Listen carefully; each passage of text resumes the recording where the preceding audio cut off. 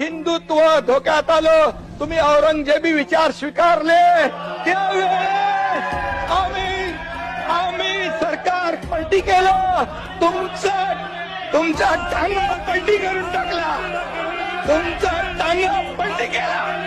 अरे हे करायला वाघाचं काळीज लागतं, वाघाचं काळीज लागतं.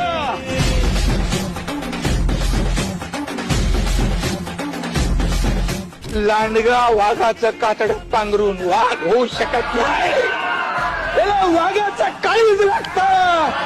शेर का बच्चा खुलेआम किया, हिम्मत है.